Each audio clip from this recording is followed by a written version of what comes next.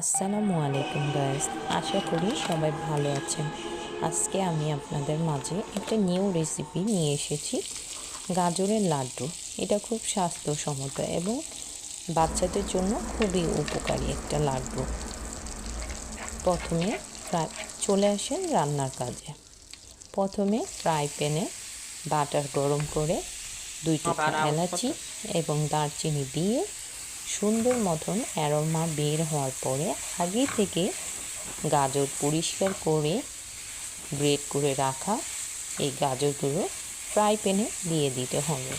এখন 2 থেকে 3 মিনিট সুন্দরভাবে নেড়ে চেড়ে গাজরের কালার বের হওয়ার পরে সেখানে ফ্রেশ নারকেল বা প্যাকেট জাতীয় নারকেলের গুঁড়া অ্যাড করতে পারবে। এখন সেই নারকেলটা দেওয়ার পরে আবার কিছুক্ষণ নেড়ে চেড়ে ভেজে নিতে হবে। এখন স্বাদ অনুযায়ী চিনি অ্যাড করতে হবে।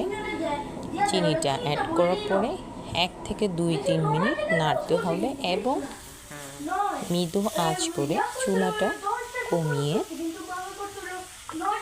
ঢেকে দিতে হবে, যাতে করে চিনির শিরাটা বের হয়ে গাজর আর নারকেলটা নরম হয়ে মিশে যায়। এখন সেখানে কিছু গুঁড়া দুধ অ্যাড করতে হবে।